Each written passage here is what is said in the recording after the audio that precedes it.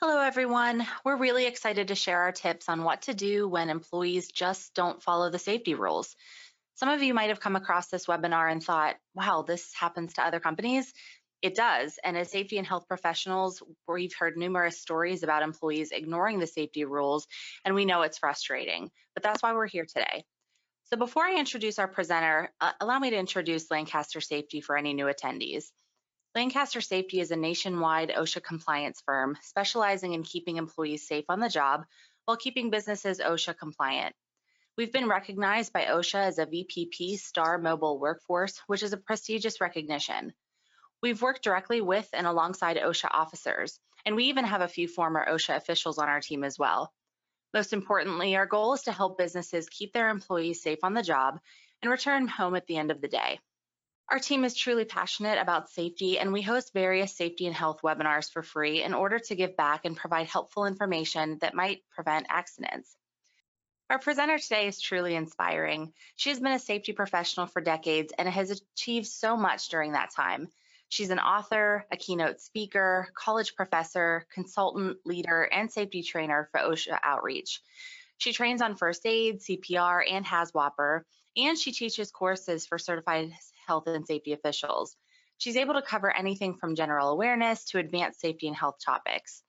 She was the first female firefighter in the Dallas Fire Rescue, which prompted several publications to be written about her. I'm so happy to introduce Sherry Wilson. So welcome, Sherry. Well, thank you. I'm glad to be here. All right, so I'm actually just going to pass it right over to you, and you can kind of give the viewers an overview of what we're going to talk about today. Okay. Well, we'll start with the objectives. And what we want to cover here are some root causes of why an employee may not be listening to you. Also, how to protect your company against OSHA citations due to employee negligence. And we're going to give you some simple action steps to take to prevent employee misconduct. So let's go to the next slide.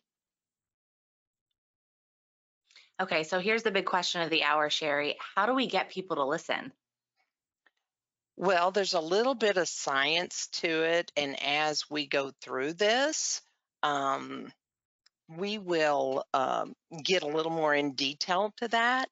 But one of the things that employers have to realize is that what they're fighting against is the fact that people have about 60,000 conversations with themselves every day. And especially when they get into what I call rote work, where they're doing it over and over and over, it's repetitive.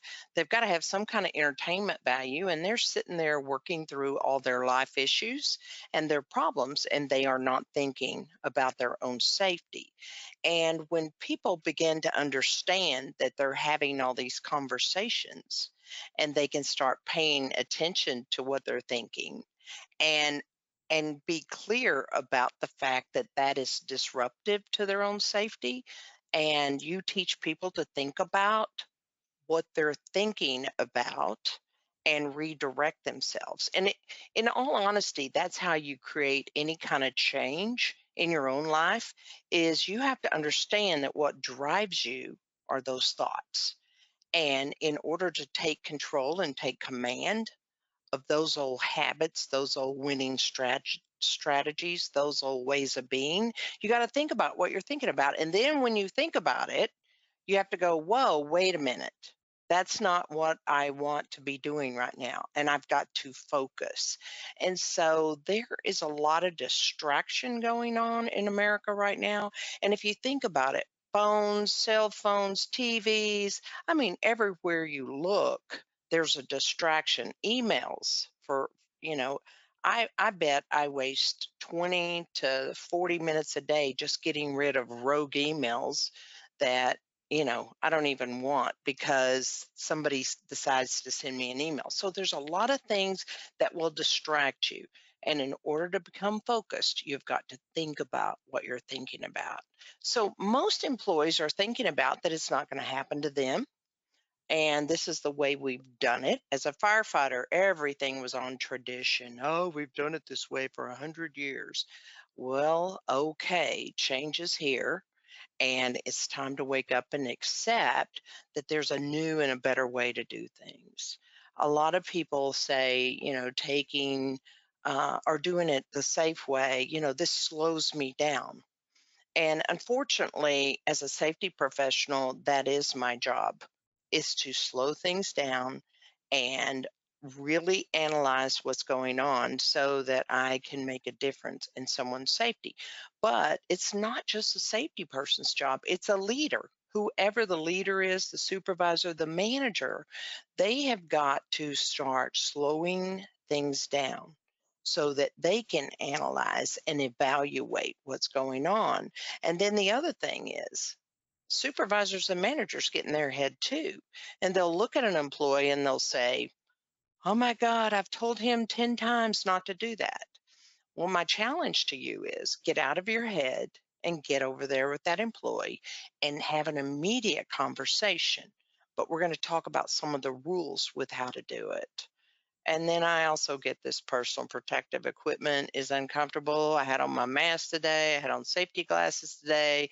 Everything was fogging up on me. I mean, I get it. And I still know that it's what I need to do. So safety is common sense, but it takes an extraordinary person to stop all this distraction and to begin to use their common sense. So, we're going to talk about some of the ways to talk to those employees and to get them engaged. So, let's go to the next slide. So, employers have basic responsibilities. You've got to have the safety plans, you've got to have procedures, you've got to have disciplinary actions. But the main thing is that you got to communicate it to your employees. And you communicate it through these written rules and these checklists and everything. But sometimes you have to have a one on one conversation with people too. You have to train your employees, and it has people have to understand that their safety is number one, and there's a motivation piece here that will sell them on this that we'll teach you here in just a minute. But let's go to the next slide. So, employer responsibilities. You've provided them with some resources, with some materials, with whatever it is they need. And an employer can accidentally set them up to fail when it comes to applying the safety rules if adequate resources are not provided. So, to give you an example of that, I went through a facility here recently and they had signage that says that they need hearing protection on. And guess what?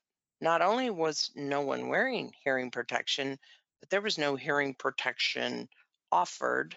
There was no bin where they could grab it. I'm not even sure that they had it anywhere because I couldn't find it and I went in every nook and cranny of that place.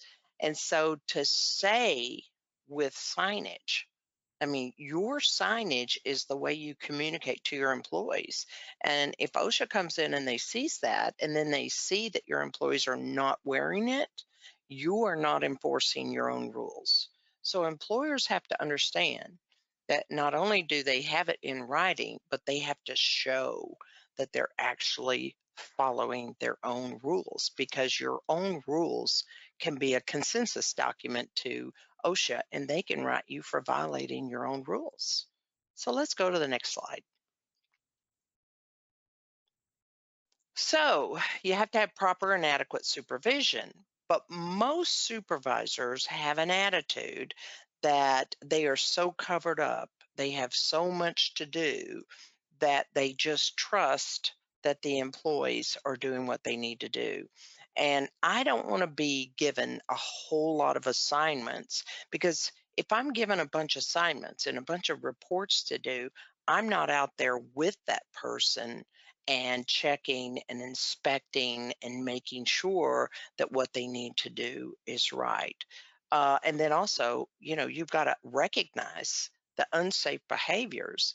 Well, if you're distracted as a leader or supervisor, then how are you going to be out there evaluating? And remember, OSHA says we have to enforce, and there's some easy ways to do that. We'll get to it shortly, but there's a variety of reasons for not following the safety rules. And usually it's production issues. And that's something that when you look at an accident investigation, that is a condition. When you look at the difference between the conditions and there's behaviors, the conditions of the workplace are the employer's responsibility, but the behaviors of the employee is not only the employee's responsibility, but it's also the employer's responsibility because they have to enforce the rules. So let's go to the next slide. So, enforcement includes you're going to have the written policies, you're going to do the training, you're going to do the self inspections. I think self inspections is where there's a big um, there's a big crack in the cement, so to speak, and that people are not doing those regular inspections. And then also documentation. And I hear it every time in the class. Well, you're going to have to document this. And you will see people in the class and they will roll their eyes and then they'll kind of throw up their hands and they're like, I don't need another thing to do.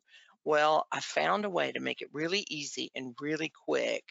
And here's the thing, you don't have to use it, but you got it if you need it. And we're going to get this employee involved in it. And the way you get them involved is with having safety committees and meetings and listening to them. So OSHA says you've got to have management on the committee because you've got to have somebody that can pay for the corrections and things that need to happen. But you also need those hourly workers, or at least a few of them on that committee, because they understand what the job entails. And I see a lot of management that try to pass these rules off, and what they don't understand is what the employee has to do to get there. And then, of course, you've got to have a disciplinary program. And I always encourage companies or supervisors or managers, anytime that you think you have to discipline somebody, get your HR or your business owner involved because there has to be consistency in how you're delivering discipline to employees. So let's go to the next slide. So, really, it boils down to leaders. The real key to leadership is not forcing or controlling the employees. A true leader can influence people in such a way that they really want to be part of what it is you're up to. And team building takes a deep level of commitment between the employee and the employer. So you've got to be neutral, you have to stay respectful, and you've got to influence this person. And so I want to know them. I want to know their wife's name. I want to know their children's name because when it comes time for the motivation piece, I need to have a powerful impact while I have their attention. Now, obviously, you've got to communicate with the signs and things like that and have articles and messages that come across in a powerful way. But you've got to get your team involved. And when you can create buy in, and what I mean by buy in is that they help make the rule. So they're bought into it. It's something that they came up with. And that's what we do in our team building exercises when we're in committee meetings and things like that. So let's move forward here. Okay, Sherry. So here's a quick Insta safety scenario I want to ask you about. So, an OSHA compliance officer is conducting an inspection and notices an employee from ABC company not wearing the proper PPE as designated by the signage in the area. So, the compliance officer confronts the employee, asking them to put on the proper PPE, and the employee's response is, I'll take my chances, I'm good. So, is the OSHA officer allowed to write a citation directly to the employee? I I think the citation gets written to the employer because the employer has to enforce the rules. This is what I call I'm not gonna, you can't make me. And there are some employees that are like this. And when you meet Mr. or Mrs. I'm not gonna, you can't make me. It takes respect. It takes a neutral tone. It takes direct eye contact, and it's going to take the motivation piece to get their attention. So, no, the OSHA safety officer is not allowed to write that citation directly to the employee, but they could for the employer. And if I have an employee that has that kind of attitude, we are going to work really close and really hard to get them in line, or they're going to have to go find another place to work because they've got to follow the rules. So let's move to the next slide. So, what did I mean by employers need to be curious? So, that employee said, I'll take my chances. I'm good. So, my question is, what are they thinking? So, it's time to get over there and have a conversation. Go ahead and pop up that answer. The answer is they're not thinking, they're operating off of their programming. And so I remember as a firefighter, I had a winning strategy. I was a strong woman. I could do the job, and in a fire you forced and you control things. But in my business world, that did not work for me. I had to find another way. I had to create a new possibility for myself. And I actually went to leadership training because I knew something was missing for me. So, how do you get over there with them and understand what they're thinking and begin to transform, not just let them grow step by step, but actually transform this situation? So, let's move to the next slide. And let me just put this in your head for just a moment. The brain, it's loaded with software. And, and really, it's our realities in life, our history, our education, the way mom and dad did it, the way we've been influenced in school, in church, in social groups. And so we are nothing but this record that is playing over and over and over. Move to the next slide. So we have to recognize that we're not fighting a person. We're fighting what I call their programming. And so my programming was force control and kicking the door. As a firefighter, that's what I did. And that just didn't work for me. Let's go to the next slide. So a leader has to take some action, and they have to take immediate action, and you got to get people involved. So what happens with the leader is they sit over there having the conversation about the employee. You got to get out of your head. You get over there with that employee and begin to work with them, but you do it neutrally, respectfully, and you will begin to see change. Let's move for the next slide. So what actions do you need to take? Well, the first thing is I'm going to go over there and have a conversation with the employee, and it's not going to be an attack. It's going to be from a curious standpoint. How are you doing today? And I'd like to get them safe.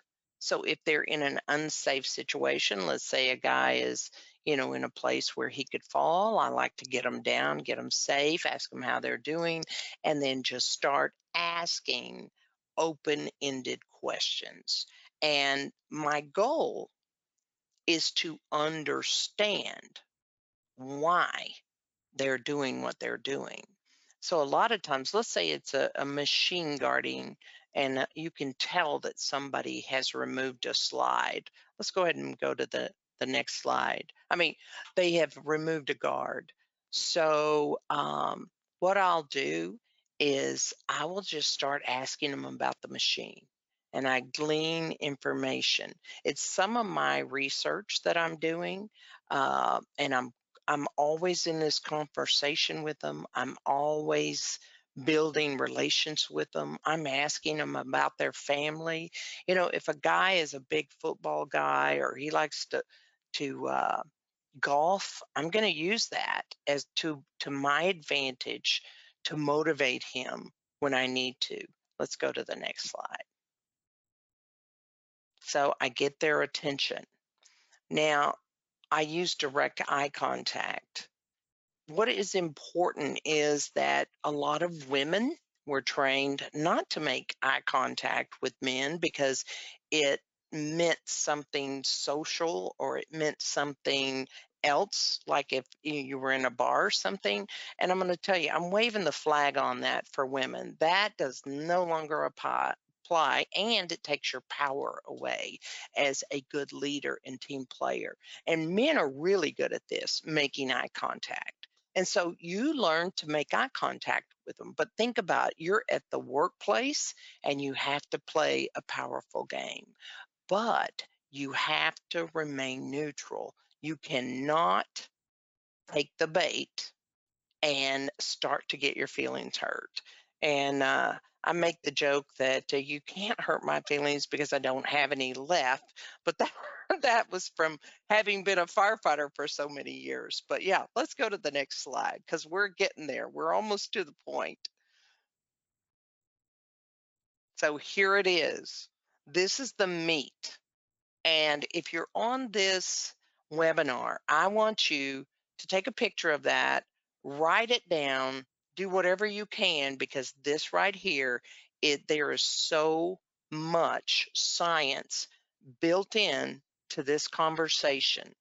So you get the employee safe and you start asking those open-ended questions. So a close-ended question is, what color's your shirt? And I say blue, you close the question. But an open-ended question does something else. So Sherry, how did you pick out what you're going to wear today? Now that's just an example. But what you'll do is you'll see an employee's eyes go up and they will start to look for the information. So we're back to the guy that has removed the guard from the machine. And so I'll just talk to him and I'll say, hey, how does this work? What are you doing? And I'll wow, that's great. How long have you been doing this? Oh, really? Who did your training on this machine? So I'm just gleaning information. And he's either going to admit the guard is missing, or I'm going to finally ask, oh, really? Well, how do you keep your finger out of, I call it the poo, the point of operation? And you will see their face. They now know they're caught. And they'll say, well, the guard's over here. Oh, really? Why? Well, I removed it. Oh, really? Why did you remove it? And they'll say something like, well, I normally process 150 of these a day, but the production rates have been increased, and I now have to produce 200 a day, and I can't do it with this guard on. So my work goes faster when I can remove the guard. And so now I understand. And that's the key. So now that I understand, I'm going to make a request. So leaders don't make demands, we make requests. I will make direct eye contact with them and I'll say, hey, Joe, I have a request. And then I pause and I allow that awkward silence to just be there. And I'm making direct eye contact. And I'm waiting for them to acknowledge the request. And if I have to ask the question again, I will. I have a request, Joe. And then once he says what, I say, my request is you stop work immediately, put the guard back on. Now I move to the next step, which is the motivation piece. Joe, I don't want to meet Susie at the hospital tonight and explain to her why you're missing 3 of your fingers, because I want you to carry your kids to bed. I want you to hold your lover in your arms. I want you to be able to watch that football game this Sunday without hurting and taking pain pills. And then they're sitting there, and what's going on in their mind is you've stayed neutral and you stayed respectful, but they kind of get this feeling that I think this guy really cares about me, or this girl cares about me. And so there's a motivation piece. And if you are a respectful, peaceful leader who communicates effectively, people will listen. They are actually felt heard because I listened to their answers to the questions. So I motivate and then I move to the next step. I will step away. I will pull up my email on my phone, and the subject of the email is Joe. And I will just talk into the phone and explain what happened. And I'll just do it out of the reach of other people listening. And I will send it to myself. When I send it to myself, I think we can go to the next slide. When I send this to myself, well, just pause for just a second. I I pull it over there and I am just pulling it underneath their name. So OSHA says that we have to communicate, we have to enforce, and we have to know what our trends are. So I kind of operate. If it happens once, it's an incident. If it happens twice, it's a coincident. If it happens three times, they are now trending in the wrong direction. And I've gotten into a habit of putting a plus or a minus in front of their name so that I know if it's a negative or positive, because I don't want to just be writing people up on what they've done wrong. I want to write them up on what I see them do right. And this is a really quick way to document. Now, if they are a trender and they're a persistent issue, now all I have to do is cite the infraction, cut and paste the emails because each one of those emails have a time, date, and stamp, and then I will put the employer's discipline policy, whatever that is. I'm going to send this to HR, get their approval, and then when I sit them down, they're going to read it and they're going to go, "Oh my God, these people, they are really tracking everything I do." And that is the word that you want to get out. You are respectful, you are a neutral supervisor, but that you mean business. And when people get that out of you, they will begin to conform or not. And if they are an or not, they're not going to be there very long. It's not a personal thing. I don't get angry. I don't get mad. I don't get upset. It's just my job. I just get it done. So go ahead and ask me the question, Emily. Okay, so Sherry, what are some of the questions that we can ask in conversations that communicate? Well, one of the questions, and I always want you to think open ended. So, how do you see this working? How was this explained to you? Tell me about this job. And I just keep asking until I fully understand. Oh, why do you think they did that? Well, did the safety committee look at this? Were you involved in that? Oh, really? Have you had training on this? If so, when? So I'm looking for a lot of answers to why their why behavior. Why are they doing it? And there's some whoppers out there. They're actually very entertaining. And I mean, some of them are closely related to the dog ate my homework. But and I just stay neutral and smile and keep going. And so let's move to the next slide.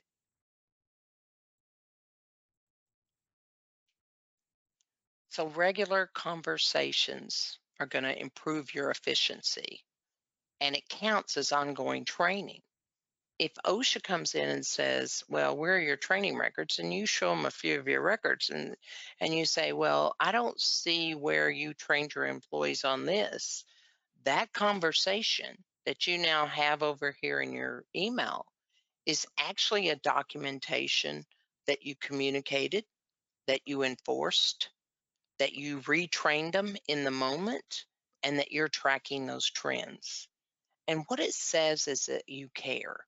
And what it's providing a supervisor is data, data that you can make a decision from, data that you can analyze and see where your issues are.